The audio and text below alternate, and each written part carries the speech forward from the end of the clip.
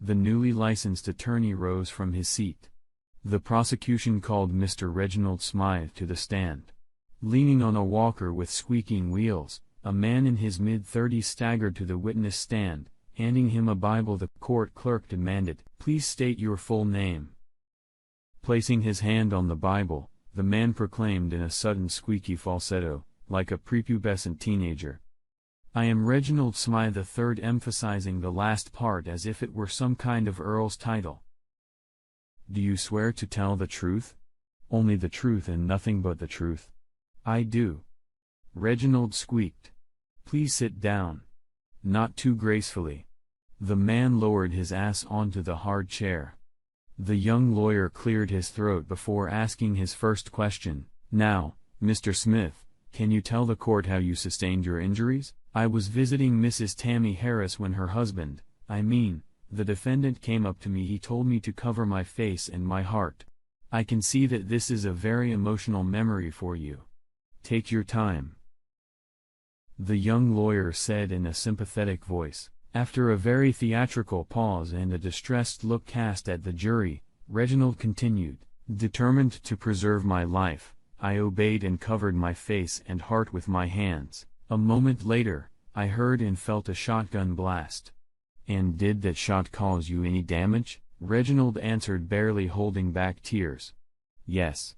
It seriously damaged many parts of my body. Fortunately, my intimate parts remained unharmed." After this confession, there was a mixture of sighs, whisper and occasional chuckles throughout the courtroom. "And why do you think Mr. Harris did this to you?" The attorney representing Mr. Harris stood up, raising his hand from his seat. "Objection, a call for testimonial speculation." The judge immediately responded from behind his monumental desk. "Sustained. Counselor, please rephrase your question." "Mr. Smith, did you provoke Mr. Harris in any way?" The prosecuting attorney from the other side came in. "Not to my knowledge.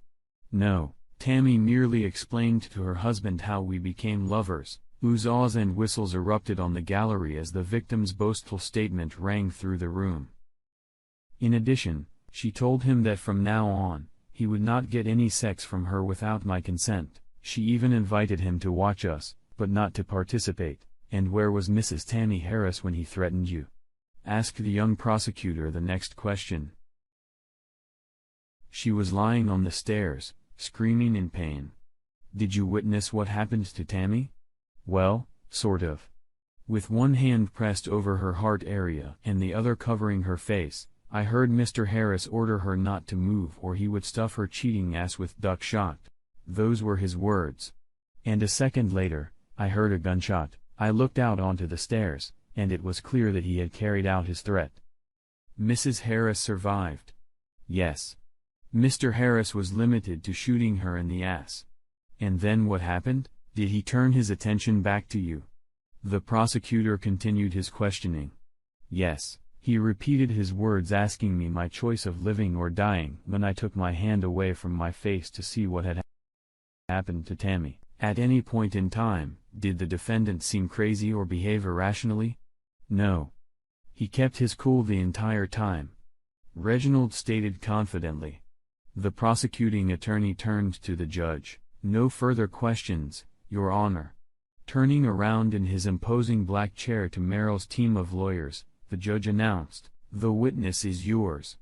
Mr. Smith, you always had that squeaky voice, you know. Like that famous amusement park mouse," immediately followed by the first shot from the defense. Reginald with venomous distaste in his voice. "No, I had a normal voice until this defendant attacked me. And it appears from your testimony that Mr. Harris's shot didn't hit your private parts at all." The number and volume of laughs in the room increased. The judge swung his gavel and warned Reginald to behave civilly in his court. "I sexually satisfy women who are missing their husbands or boyfriends," he proclaimed, pompously swelling with importance. "And do these boyfriends or husbands agree with what you do?" "Not always, but I'm alpha dominant male and I get my way." He smoked. "So you were an alpha to Mrs. Harris as well?" After a brief pause, Reginald stuck out his chest and proudly proclaimed, "Yes." There was an uproar in the courtroom, followed by the expected bang of the judge's gavel and a reprimand to the troublemakers from his master in the black robe. "And did you and Mrs. Harris inform Mr. Harris of this agreement of yours?" Continue the interrogation by the defense counsel. "Yes, a few minutes before he attacked me." "Was Mr. Harris holding a gun at the time?" "No." "When Mrs. Harris told him of our arrangement, he ran out the front door as if a little upset. And what did you do after that?" "I went upstairs with Mrs. Harris to help her pack for our weekend together, and then just as we were coming down the stairs, Mr. Harris came through the front door with 2 shotguns in his hands. And by the way, he pointed one of them at me," the alpha dominant declared indignantly, holding a folder of documents in his hands. The defendant's defense counsel stepped forward a bit, pretending to study the records, and then asked, "Being a bully, according to the police report, did you immediately wet yourself?" The courtroom cackled and even the judge smirked. Reginald, with his annoyingly high falsetto, immediately responded, "He was armed. I was scared for my life." "What was it? Was it urine, semen, or a combination of both that the scare caused your body to suddenly spew? Did it help you deal with the fear?" The lawyer calmly pursued his line, striding around the jury and glancing furtively at the blushing Reginald. "Fuck you!" Alphable shouted over the barrier. The judge banged his gavel loudly. "Mr. Smith, this is your second warning. One more outburst like that, and I'll hold you in contempt. Do you understand that?" Humble response from a puffing Reginald back in his seat. "Yes, Your Honor." "Good, now answer the question." Staring intently with an annihilating gaze in the direction of the defense and enunciating almost collaboratively, "This was urine." "Very well, if you say so," nodded the satisfied lawyer. Then he continued to develop his thought, backing it up with expressive gestures, staying halfway between Reginald and the jury. "It seems that Mr. Harris was in charge at the time of your excitement, as you put it, yes? The dominant male while you were the weak one. As the dominant alpha bull, shouldn't you have just ordered Mr. Harris to take his proper pathetic place? He had a gun." Reginald III rounded his eyes. "I suppose you can only be a dominant man if the other man is unarmed." "No, but I'm still a dominant male. I'm a bull." "In your own delusional mind," the lawyer sniggered, then he delved back into his notes. "So the report says that only your legs were hurt." "I'd have thought a bull could easily ignore pain," the police report buff suggested slightly. "Oh, come on." The fervent desire to send the burdock away was cut short when Reginald had time to consider at the last moment whether to bring another contempt of court charge against himself. However, the newly revitalized galley in the audience found it very amusing. If Reginald had the shotgun in his hands right now, this leech of a lawyer would probably join him in attending meetings of the Erectile Dysfunction Society. The defendant's attorney smirked. "Was your face covered when Morrow told Tammy to stand still?" "Yes, so you didn't see the shotgun accidentally go off?" The defender was still fighting the grin that was crawling over his lips while Reginald struggled to squeeze it out. "No. I didn't." "Uh-huh. I see. And didn't you say that you covered your face with your hand the same way when the gun accidentally went off, hitting you somewhere below the waist?" "Yes. I covered my eyes with the palm of my hand, so it follows that you did not actually see the defendant pull the trigger," was the logical conclusion of defense counsel. Blood vessels swelled angrily on Reginald's forehead. "No. So Merle could have put the gun down and it accidentally went off?" "No. As I felt the pain, both my hands quickly grabbed my crotch, and I saw Merle holding the smoking shotgun while grinning the creep from ear to ear. Still, I'd like to point out that you have no evidence of this." Moving on, the lawyer began flipping through the papers in the folder he was pacing back and forth with. "The police report says, wait a second. Ah, there. It says that you also pissed your pants, you know, shit all over your already injured legs. Did this happen before or after the accidental shotgun blast?" "Yeah." Pause. "I don't." Again, a pause and a deadpan stare. "I remember, While Reginald gritted his teeth and poured bile, the defense attorney, doing his best imitation of the thin voice of a famous theme park mouse, addressed the judge. "No further questions, Your Honor." Many spectators sitting on the gallery also practiced voicing the mouse's squeak, prompting much laughter from other observers gathered in the courtroom. After Reginald Smythe struggled to regain his feet and rolled his walker to the back of the courtroom, the young attorney representing the city stood up.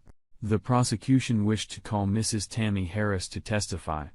Leaning on a cane, a rather pear-shaped woman strode to the witness bench.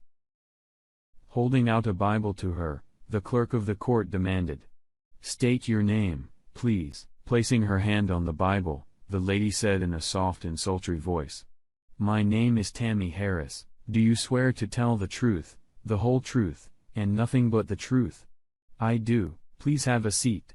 Tammy carefully settled her weighty stern into the pathetically creaking chair, spreading her rounded knees no more than an inch or two apart. The dress she wore looked very conservative. "Were you present at the shooting of Mr. Reginald Smith, who is present here?" The prosecuting attorney began his questioning. "Yes, he gave me moral support while I explained to Muro that Reginald was now the ultimate alpha male in my life." Was the defendant acting insane or irrational? The young lawyer asked, pointing to Mr. Harris. "At first, no, he didn't say anything at all. And then he ran down the stairs and just walked out the front door," the lush Mrs. replied, shrugging her shoulders and fixing her hair. "Mr. Smith stated that he helped you pack your bags. Is that correct?" "Yes, being a sexually attractive wife, I intended to spend the weekend with him." There was more chatter and giggles from the gallery, but no banging of the judge's gavel this time. "And just as you were coming down the stairs, you saw your husband again?" "My ex-husband now," she corrected the prosecutor. "Yes. He had a shotgun in his right hand, pointed at Reginald, and another in his left, pointed at the floor. Your husband, excuse me, your ex-husband didn't seem out of control." "No. He was perfectly calm." "Then why did he shoot you?" "He told me to stay where I was, but I got scared and tried to run up the stairs to the top. Then he fired once, hitting me in the back of my body." The giggling from the back rows increased somewhat. "And what happened next?" Ignoring the gallery, the lawyer continued, "Then he shot Reginald." "Anything else?" "No. I must have blacked out." "No further questions, Your Honor." Once again, the smug aspiring lawyer, chin cocked, stalked to his seat. The judge swiveled in his chair and announced to the defense, "Your witness." The spectacular woman sitting on the other side of Morrill stood up and, clumping her shoe heels, walked over to the witness. The lady lawyer was dressed to make a striking impression on everyone present, and she succeeded. In the courtroom, it was immediately clear what the phrase "hot, sexy wife" meant and what she really looked like. "May I call you Tammy?" she asked the first question, stopping close to the witness stand. "Yes," the pear-shaped Mrs. replied, her lips curving out in a somewhat dismissive manner. It was obvious that Tammy didn't enjoy talking to the brilliant lawyer, much less the need to look at her. "Tammy, how many shotguns did you two have in the house?" "None." "Do you know where Merle got those shotguns so fast?" "I was told he borrowed them from our neighbor." "And how often did Merle practice shooting shotguns?" "I've never seen him shoot one." The ex-wife had to admit, "So you can't honestly say Merle intent shot you or Mr. Smith?" "But he did." Tammy exclaimed, "But you didn't see it happen, did you?" "I was trying to save my life when I heard the shot and felt terrible pain," ex-Mrs. Harris shouted angrily. "Was that the shot that hit you right in the ass?" "Yes, I see it's still swollen," the lady lawyer innocently asked, as if stretching her neck out and trying to peek behind the witness barrier. A blatant no shook the walls of the auditorium. The satisfied audience continued to cheer. "Oops. My bad, I've never met a wife with a hot lead ass before." Was the target always this big?" If looks could kill, the damned lawyer would have collapsed right on the spot, shot in many rounded places and kicking off her outrageously chic shoes. "Yes. spat out and enraged Tammy in her direction. As you ran up the stairs, could you say with certainty who shot you? It was Myrtle. And did you see him pull the trigger? No. But it was Muro. Tammy insisted, but since you didn't see it, the gun could have gone off by accident. The spectacular lawyer was no less stubborn in her insistence. No. He deliberately banged it at me. If you say so, then what happened? He shot Reginald. Reginald said earlier that you were lying on the stairs and making the noises that a quacking duck makes when shot in a hunt. I object. The young lawyer rose from behind his desk. Oh, I'm sorry, makes the hot, sexy wife sound as we've heard from Mrs. Harris, smirked the lady defender. So you were moaning passionately on the stairs with a shot charge up your ass.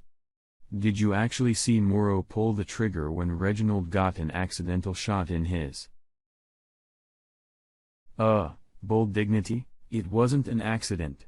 I was running up the stairs when I felt a kick from behind, and as I fell, a second shot rang out. Answer my question, please.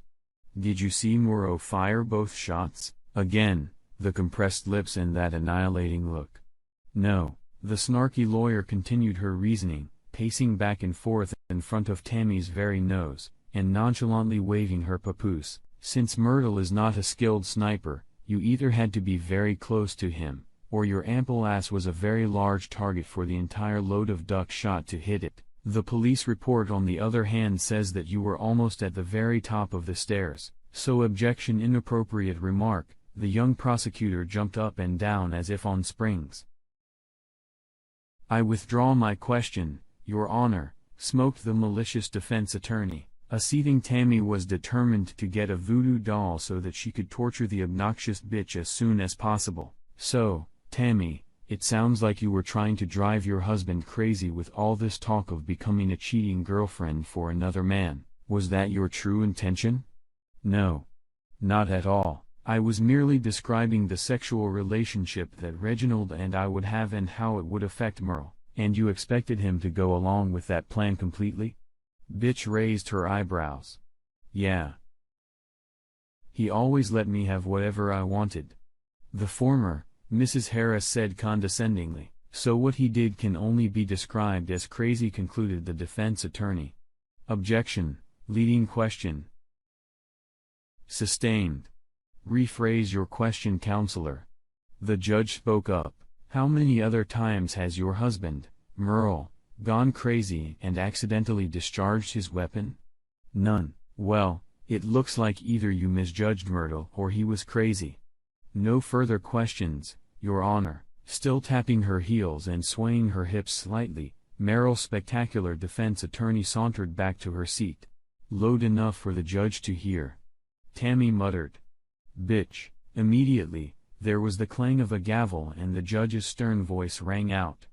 One more of your antics, Mrs. Harris, and I'll hold you in contempt. Rolling her eyes and glaring fiercely at the bitch lawyer, Tammy dragged her injured ass off the witness chair and took her former seat in the audience. Similar hemming and hawing with each other as the prosecution called expert after expert erupted more than once. The defense attorneys then called several experts as well, and then moved on to Morrow. The beautiful defense attorney rose at her desk. The defense would like to call to the stand the defendant, Mr. Morrell Harris, to testify. After taking a seat at the witness bench and going through the procedure with the Bible, a question followed. Mr. Harris, do you remember pleading guilty to the charges against you? On the advice of counsel, I pleaded not guilty by reason of temporary insanity. Morrow replied. And the expert psychiatrist agreed with you? No. She didn't believe I was insane. Not now, not at the time. Do you now own or have you ever previously owned the shotguns mentioned? No. Never. Have you ever fired such a weapon? To the best of my recollection, no. Were you present at the shooting of your ex-wife's rear end? To the best of my recollection, no. Were you present at the shooting of the front of Reginald Smith? Not that I recall. No. Morrow repeated like an echo for the third time. Mr. Harris, why did you divorce Tammy? The police told me that she and her lover were shot in my house. I'm sure our wedding vows never said either of us could have a lover, since she was apparently having a bout of temporary insanity too. I decided it would be best for me to cut my expenses. I don't see the point of staying married to a crazy whore. No further questions, Your Honor. The business suit-clad beauty smiled at the judge as she smoothly retreated to her seat. Smirking at the young prosecutor along the way, the defense attorney gracefully lowered her tight ass onto the chair. Looking more than a little unsure of himself, the newly appointed prosecutor managed to control himself, pulled on his jacket and took the floor. Mr. Harris, where were you the day your wife was shot? Is that when she was shot by the Martian Hooray? I don't even know exactly when that happened, so I can't answer your question. Oh, and by the way, ex-wife, mark it down there. Shot in your house on your stairs with a drobo wick. The ambitious young prosecutor lost his temper. Nah. I don't remember that. You don't remember shooting your ex-wife? Well, since I heard testimony that Tammy's fat ass was stuffed with lead bullets from a shotgun, and I don't remember ever firing such a weapon in my life, that must mean I didn't shoot my ex-wife. It seems simple, Mr. Harris said, unable to blow the steam out of his ears. The exhausted lawyer began sweat profusely. Why did you shoot Reginald Smythe? You mean photographing him? I don't remember doing that. Why would I do that? I'm straight, actually. Laughter came from the gallery again. The lawyer smiled as she watched the fruitless efforts of her younger colleague. The lawyer himself was nearly cracking at the seams. Why did you shoot Reginald Smythe with a shotgun? I think I just answered that question. So turn your healthy ear to me, and I'll repeat myself. Morrow leaned over the barrier and proclaimed louder than usual, I do not remember ever firing a shotgun. That in turn means that I did not shoot Mr. Reginald Smythe. As I recall, even Reginald himself testified that at the moment of the shot, he covered his face and simultaneously pooped his pants. The pure-hearted roaring of the audience from the back rows elicited several bangs of the judge's gavel and thunderous calls to order. So you don't remember Tammy telling you about how she became a hot, sexy wife to a bull? No, but I can imagine how fucked up I'd be if she did. So you'd be so freaked out that you shot her with a shotgun, cheered the revitalized prosecutor. Who knows? Mr. Harris waved his hands in the air. Good thing I don't have a shotgun. The friendly laughter that came from the gallery caused furtive smirk among the jurors and another bang of the judge's gavel. Epilogue. It took the jury less than 2 hours to find Merle guilty, but only on the charge of reckless endangerment of life. He was sentenced to the time he had already served while awaiting trial, which ultimately allowed him immediate freedom. In the back of the courtroom, somewhere in the midst of the exiting lively crowd, someone in a rather squeaky voice, very much like that of a world-famous mouse, whined about the outrageous injustice of it all.